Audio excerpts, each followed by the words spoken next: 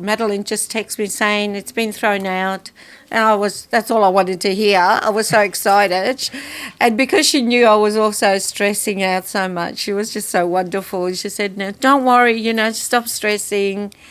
And I don't like doing anything illegal. And this really affected me because I'm thinking, I'm a law-abiding citizen. I've never broken any rules. Yemini back in Melbourne, Australia from Canberra. Here today only finally to share with you some good news. I often tell you the doom and gloom, or I'm covering the convoys in Canberra, but today I get to do something that gives me joy. A mother and daughter who were fined outrageously in Melbourne in 2020. Well, they've been part of our program for months, and yes, the court has thrown out their fines. 3rd of the 11th, 2020, you were fined $1,652 for allegedly attending a mass gathering in breach of the Chief Health Officer's directions. They held us against our will. My daughter and I went there, met up, had breakfast. I wasn't out of my 5K, 10K I think it was at the time, of the restrictions, so I was within my right to be there. There were so many police that turned up and they rounded us up for almost 2 hours. They took us a little bit further down towards Parliament House, where there was a group of police that set up tables to take everybody's details. I don't see why it's illegal to protest. We do live in a democratic country, but it seems like that's going out the window. So we were within our rights to be there like everybody else. And they asked me, what's your reason for assembling with over 10 people? I said, to exercise my freedom of assembly. And then I asked her, what's your excuse for assembling with more than 10 people? And she goes, because I have to. I go, so do I. It was very disturbing and very upsetting for lots of us there, especially when I, witnessed people being physically abused and elderly people, being held against their will and needing to go to the bathroom and so on. 2-3 hours is a long time to be held against your will, and we couldn't understand why we were put in this position in the first place. But we thought, we'll try just to get fines online to dismiss it, and they didn't. And I said to them, who makes these appalling decisions, I felt powerless because even though I asked for a review, it wasn't accepted. So therefore you do feel powerless. You feel that all your rights are taken away from you. And you just feel like and a lot of us do not have jobs anymore.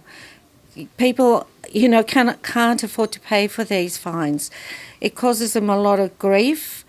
As I said to Madeline, this is really stressing me out big time. And, I lost my job. I'm not working. I even said, when I spoke to Fines Online, I said, people are so depressed over these unlawful fines, causing them so much stress on top of all the other stresses. They have families to feed, they have bills to pay. Why don't they go and just chase the criminals? Real criminals. Exactly. Not mums and daughters that, whether you are protesting or not, it should be irrelevant. We're in a Western free democratic society. Yes. We're only a couple of kilometres from where this happened at the same time. Absolutely. There was a big event that the government allowed to happen because for one reason it was not there to demonstrate against the government's overreach using COVID as an excuse. It is outrageous, and we're really happy that we got the chance to defend you, fight for you, and finally win it for you. As we say in Hebrew, mazel tov. Congratulations on that. What would you like to say to the people at home that help us with the Fight the Fines program, that donate all the time to help fight for the little people? We've never done the story on you, but we have so many cases that people don't even know about that we're fighting for. What would you like to say to those people who blindly support the Fight the Fines program that in turn helped you and your daughter get off this? I would say your donation is well worth it. It was well worth it for me. Madeline was amazing. I think without her, I would have still been stressing over this because I've never been to court. She put me at ease.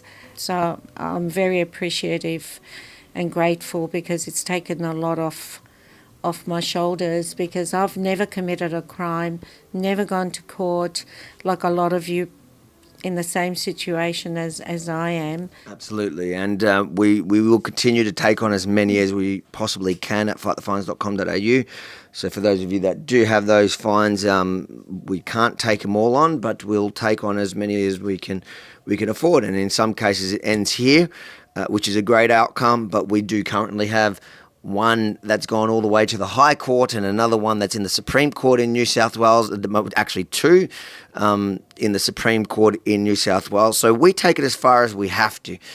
But for us at the end is to see an outcome like yours where it's either being dropped or in those cases where they potentially going, and that's the reason why we're taking those cases further, is because they can set precedents. If we can set precedents out of a case, we will fight it as far as we have to go. I'm so happy for you and your daughter. Again, you did the right thing and you're a brave woman. And I'm sure your daughter's probably just as brave. She's come from you. Is that Is that the Greek background? Is that what's done this? Yes, probably, yes. I can get pretty fiery and I do stand my ground when there's, when things happen that are just so unjust and, when I know that I have not committed anything wrong, I will fight till the end. If you enjoyed this report, make sure to like, comment, and most importantly, share it far and wide. Let people know the good news that if you're willing to fight these outrageous COVID fines, you can win.